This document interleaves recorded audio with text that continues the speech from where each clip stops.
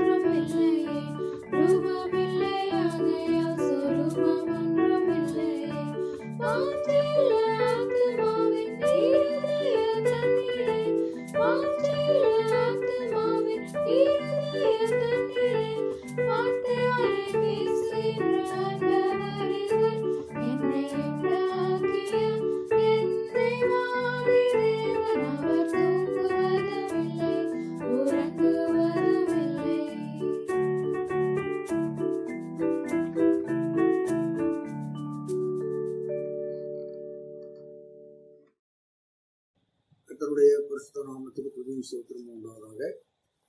இந்த நாளிலே கர்த்தருடைய வார்த்தைகளை நாம் கேட்பதற்கு ஆதாரமாக பிலிப்பியர் 4ஆம் அதிகாரம் 10ஆம் வசனத்திலிருந்து 14ஆம் வசனம் வரையிலே வாசிக்க கேட்போம். பிலிப்பியர் 4:10-14.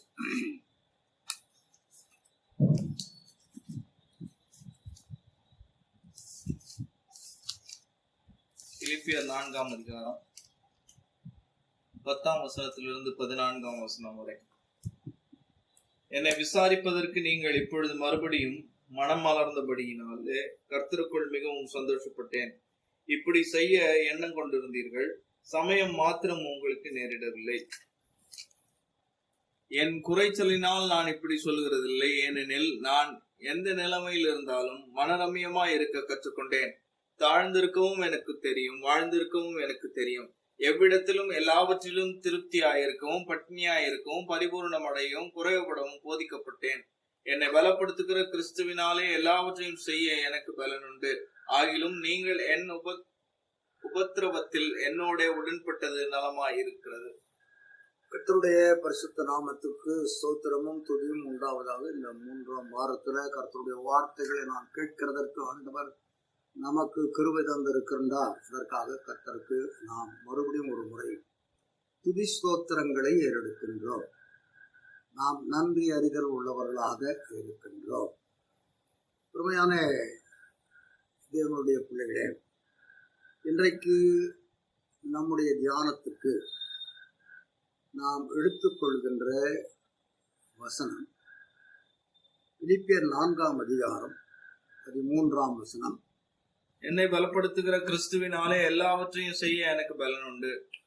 நமக்கு பலன் தருகிறவர் நமது ஆண்டவர். அதைத்தான் இந்த இடத்திலே பவுல் இந்த சபையாருக்கு எழுதுகிற போது எழுதுகிறார். அவருக்கு நிறைய குறைவுகள் எல்லாம் உண்டு, அநேக கஷ்டங்கள் உண்டு, குறைச்சல்கள் உண்டு. அவைகளெல்லாம் இருந்த பொழுது சொல்கிறார், நான் எல்லாவற்றிலும் திருப்தியாக இருக்க, நான் எல்லாவற்றிலும் மனரம்யமாக இருக்க கற்றுக்கொண்டிருக்கிறேன் என்று சொல்கிறார். இதனை சொல்லி அவர் என்ன சொல்கிறார் என்றால், என்னை கிறிஸ்து பலப்படுத்துகிறபடினாலே எல்லா சூழ்நிலைகளிலும் என்னாலே எல்லாம் செய்ய எனக்கு பலன் இருக்கிறது என்று சொல்கிறார். இதுதான் நம்முடைய அறிக்கையாகவும் கூட இருக்க வேண்டும். என்னை பலப்படுத்துகிற கிறிஸ்துவனாலே எல்லாவற்றையும் செய்ய எனக்கு பலன் உண்டு என்று சொல்லுகிறவர்களாக நாம் இருக்கிற பொழுது, நாமும் அநேக இடர்பாடுகளின் மத்தியிலே, குறைச்சல்களின் மத்தியிலே, வேதனைகளின் மத்தியிலே, வியாதிகளின் மத்தியிலே அதனை மேற்கொள்ளக்கூடியவர்களாக இருக்க முடியும். யாருக்கு ஆண்டவர் பலன் தருகிறார், எதற்கு அவர் பலன் தருகிறார் என்பதனை நாம் கொஞ்ச நேரம் சிந்திப்போம். முதலாவது, யாரெல்லாம் அவருடைய ஜனங்களாக இருக்கிறார்களோ அவர்களுக்கு அவர் பலன் தருகிறார். 29ஆம் சங்கீதத்துல 11ஆம் வசனத்துல வாசிக்கிற பொழுது இப்படி வாசிக்கின்றோம், கர்த்தர் தமது ஜனத்திற்கு பலன் கொடுப்பார், கர்த்தர் தமது ஜனத்திற்கு சமாதானம் அருளி அவர்களை ஆசீர்வதிப்பார். ஆண்டவர் அவருடைய ஜனத்திற்கு எப்பொழுதுமே பலம் கொடுக்கிறவராக இருக்கிறார். அவருடைய ஜனம் என்று சொல்லுகிற பொழுது அவராலே தெரிந்து கொள்ளப்பட்டிருக்கிற அவருடைய மக்கள், அப்படி தெரிந்து கொள்ளப்பட்ட மக்கள் இஸ்ரவேல் மக்களாக இருந்தார்கள். அவர்களை அவர் தெரிந்து கொண்ட மக்களாக, தன்னுடைய சொந்த கண்காணிப்பில் இருக்கிற மக்களாக, அவருடைய சொந்த ஜனங்களாக அவர்களை அவர் வைத்திருந்தார். யாரெல்லாம் பிற்காலத்துல, புதிய ஏற்பாட்டின் காலத்துல அவருடைய ரட்சிப்புக்கு உட்பட்டு இருக்கிறார்களோ அவர்கள் எல்லாரும் அவருடைய சொந்த ஜனங்களாக மாற்றப்பட்டிருக்கிறோம். ஆகினாலே சொந்த ஜனத்துக்கு, தம்முடைய ஜனத்துக்கு பலன் தருகிறார். நியாயாதிபதிகள் 6ஆம் அதிகாரத்துல இஸ்ரவேல் மக்களுக்கு விரோதமாக எழும்புகிற போதெல்லாம் அங்கே நியாயாதிபதிகளை எழுப்புவார். அப்படிப்பட்ட ஒரு நியாயாதிபதி கிதியோனாகும்.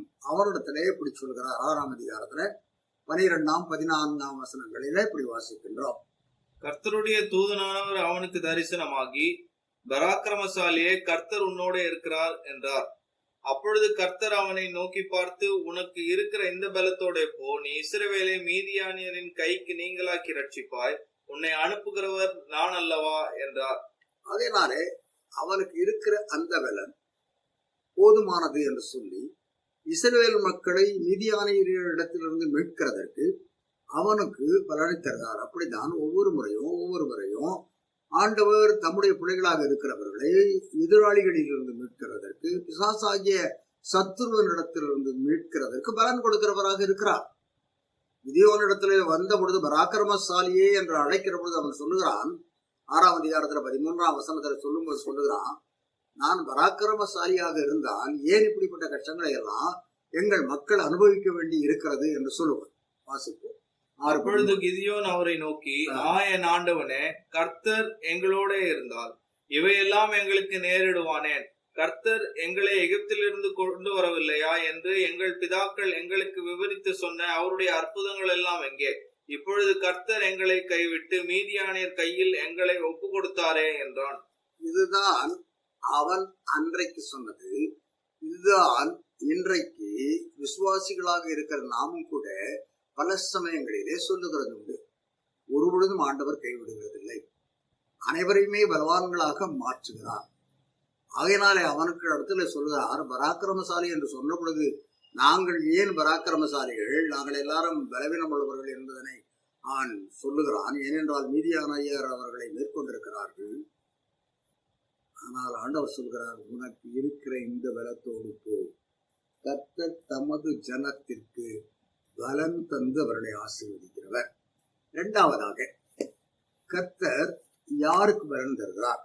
ஏசாயா 40ஆம் அதிகாரத்துல 29ஆம் வசனத்துல இப்படி நாம் வாசிக்கின்றோம். சோர்ந்து போகிறவனுக்கு அவர் பலன் கொடுத்து சத்துவம் இல்லாதவனுக்கு சத்துவத்தை பெருக பண்ணுகிறார். அவர் சோர்ந்து போகிறவர்களுக்கு பலன் தருகிறவராக இருக்கிறார்.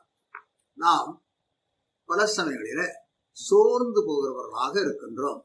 பாடுகள் வருகிற போது, கஷ்டங்கள் வருகிற போது, வியாதிகள் வருகிற போது, பல்வேறு விதமான இடுக்கண்கள் பலராலே உண்டாக்கப்படுகிற போது நாம் சோர்ந்து போகிறது உண்டு. ஏன் இந்த வாழ்வு என்று பல சமயங்களில் சொல்லக்கூடிய சோர்வு கூட வந்து விடுகிறது உண்டு. பல இடங்களில் தனிமையாக இருக்கிற பொழுது இந்த சோர்வு வந்து கலங்கி போகிற மக்களாக பலர் இருக்கிறார்கள். ஆனால் இந்த சோர்ந்து போகிறவனுக்கு ஆண்டவர் பலன் தருகிறார் என்பதாக வாசிக்கிறோம். பவுல் எழுதுகிற போது எபேசு சபையாருக்கு எபேசியர் 3ஆம் அதிகாரத்துல நாம் 16ஆம் வசனத்தில் இப்படி வாசிக்கின்றோம். 3ஆம் அதிகாரம் 16ஆம் வசனம், இந்த சோர்ந்து போகிறவர்களை எப்படி அவர் பலப்படுத்துகிறார் என்று அங்கே அவன் எழுதுகிறான். இதற்கு ஒரு விளக்கம் தருகிறதை நாம் வாசிக்க முடியும். நீங்கள் அவருடைய ஆவியினாலே உள்ளான மனுஷனில் வல்லமையாய் பலப்படவும். உள்ளான மனுஷனில் வல்லமையாய் எப்படி பலப்படுகிறோம் என்றால், ஆவியானவர் நம் பேர்ல இறங்கி வருகிறதுனால, அபிஷேகிக்கிறதுனால வல்லமையாய் நாம் சோர்ந்து போகாமல் இருக்க நம்மை பலப்படுத்துகிறவராக இருக்கிறார். சோர்ந்து போகிறவனை பலப்படுத்துகிறதற்கு பரிசுத்த ஆவியானவருடைய அபிஷேகம், கிருபை, அவரால் தரப்படுகிற பலன் வந்து இறங்குகிறது. ஆகையினால் சோர்ந்து போகிறவர்களை பலப்படுத்திக் கொண்டிருக்கிறார். மூன்றாவது, ஏசாயா 40ஆம் அதிகாரத்திலேயே 31ஆம் வசனத்திலே இப்படி வாசிக்கின்றார்.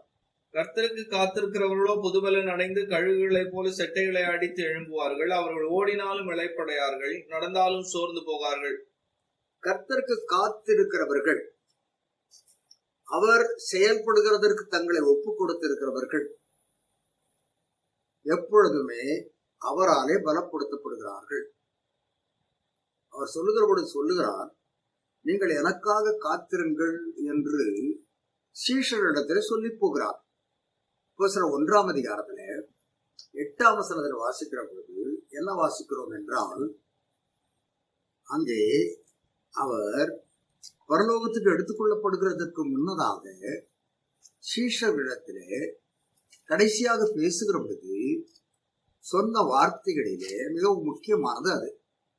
பரிசுத்தாவி உங்களிடத்தில் வரும்பொழுது நீங்கள் பலன் அடைந்து எருசலேமிலும் யூதேயா முழுவதிலும் சமாரியாவிலும் பூமியின் கடைசி பரியந்தமும் எனக்கு சாட்சிகளாய் இருப்பீர்கள் என்றார்.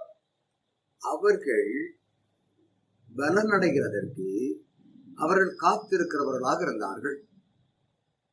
நாம் அப்போஸ்தலர் 2ஆம் அதிகாரத்துல வாசிக்கிற பொழுது, அந்த மேல் வீட்டிலே அவர்கள் காத்திருந்த பொழுது அவர்களுக்குள்ளாக அவர் வாக்குதத்தம் சொன்ன அந்த பரிசுத்த ஆவியானவருடைய பலன் இறங்கி வந்ததாக நாம் அவ்விடத்திலே வாசிக்க முடியும்.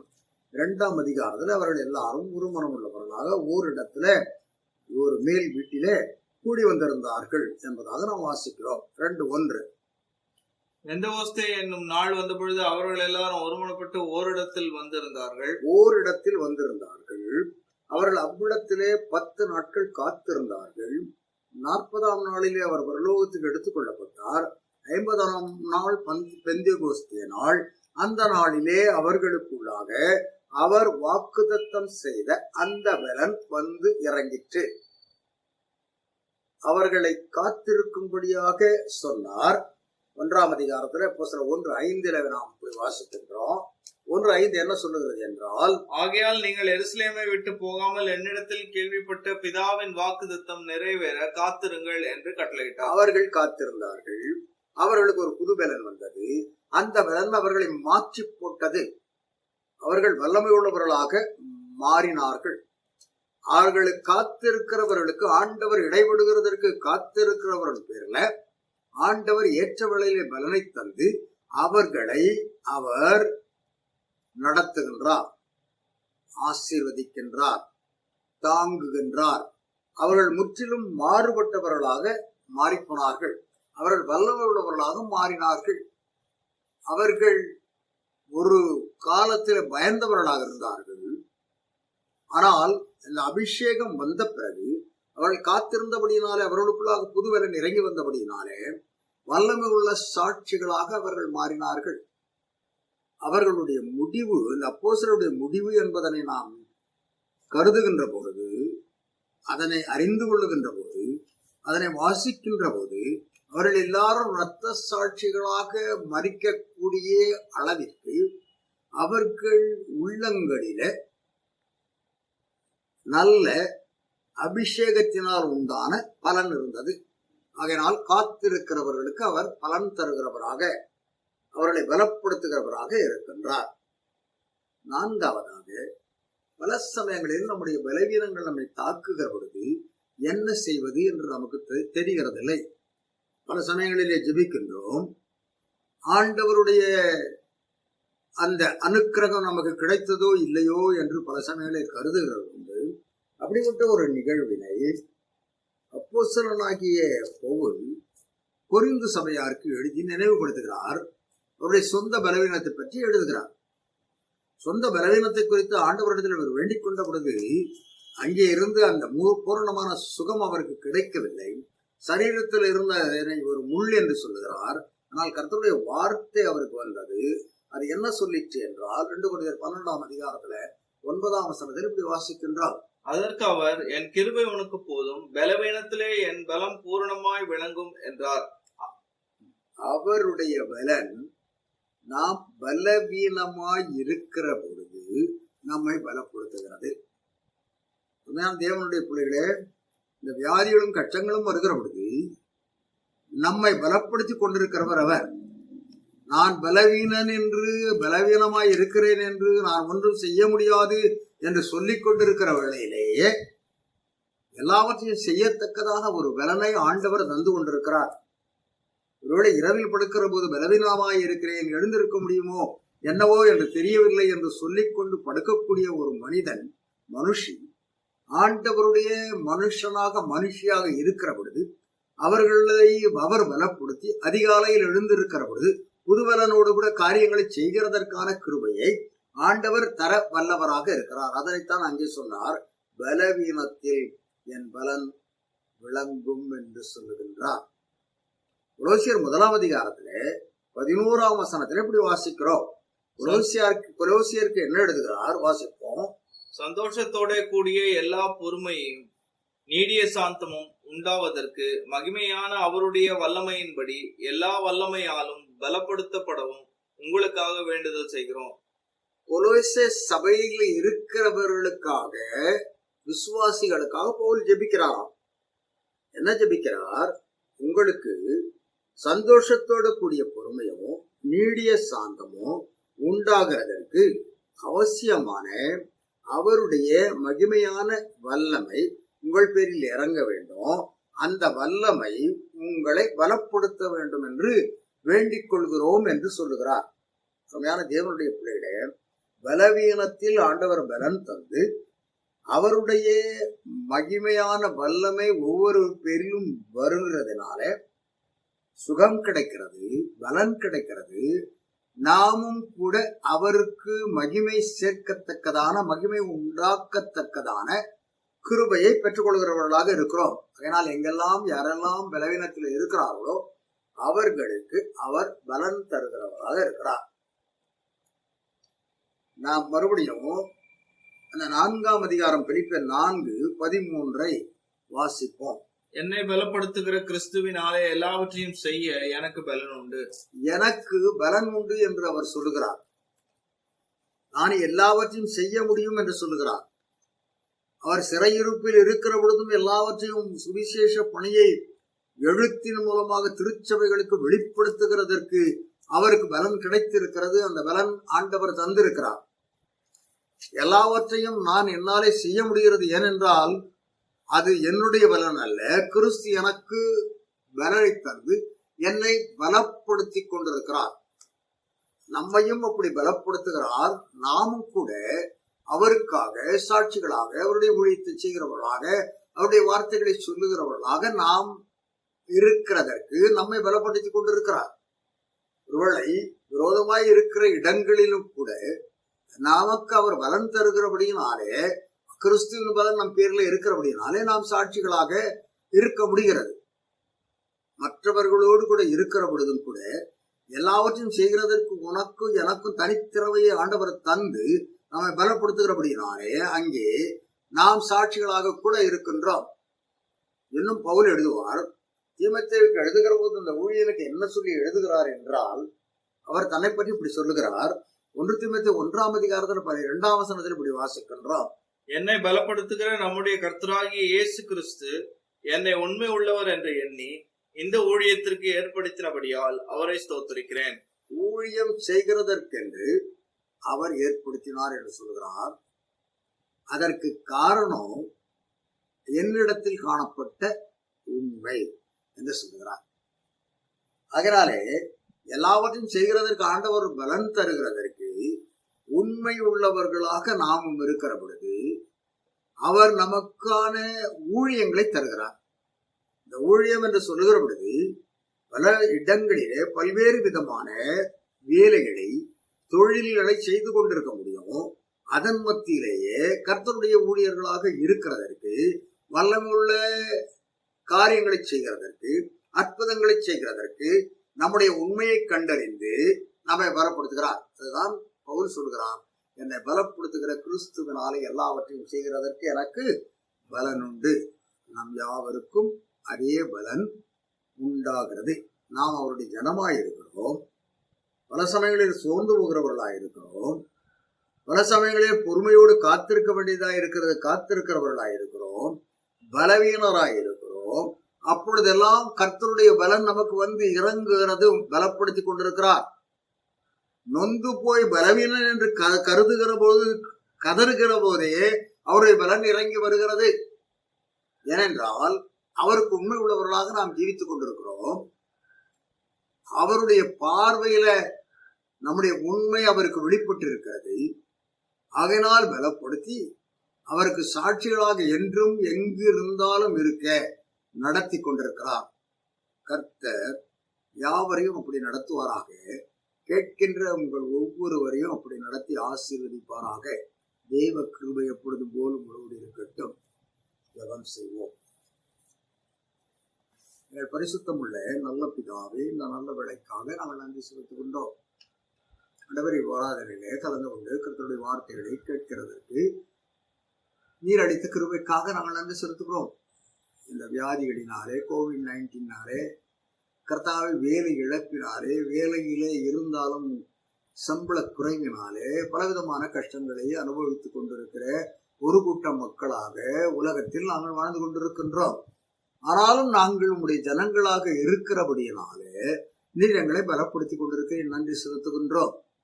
இவைகளெல்லாம் இருக்கிறதுனாலே நாங்கள் சோர்ந்து போகிறவர்களாக, பலனற்றவர்களாக, பலவீனராக நாங்கள் மாறி போகிறது உண்டு. அப்பொழுதெல்லாம் நாங்கள் உமக்கென்று காத்து கொண்டிருக்கிற பொழுது எங்களை நீர் பலப்படுத்துகிறீர். வாக்கு தத்துவத்துக்காக நன்றி செலுத்துகிறோம். ஆண்டவரே, இப்பொழுதும் கூட எத்தனை குறைவு இருந்தாலும் எல்லா குறைவின் மத்தியிலும் நீர் எங்களை பலப்படுத்தி கொண்டிருக்கிறபடினாலே நாங்கள் எல்லாவற்றையும் உமக்கு சாட்சியாக நின்று செய்ய தொடர்ந்து கிருபைகளுக்கு நாங்கள் ஜெபிக்கின்றோம். எங்கு இருக்கிறார்களோ அங்கிடத்திலே நீர் பலன் தந்து சுகப்படுத்தி ஒவ்வொருவரையும் உமக்கு சாட்சிகளாக, ஊழியர்களாக நிலைநிறுத்த ஒப்புடுத்தி ஜெபிக்கிறோம். ஆசீர்வதிப்பீராக. என்னை பலப்படுத்துகிற கிறிஸ்துவினாலே எல்லாவற்றையும் செய்ய எனக்கு பலன் உண்டு என்று எப்பொழுதும் அறிக்கை செய்கிறவர்களாக இருக்க எங்களை நடத்த நாங்கள் ஒப்புடு ஜெபிக்கிறோம். ஆசீர்வதித்து காத்துக்கொள்ளும். இயேசு மூலம் வேண்டிக் கொள்கிறோம். பரிசுத்தமுள்ள நல்ல பிதாவே, என் ஆத்மாவே கர்த்தரை ஸ்தோத்திரி,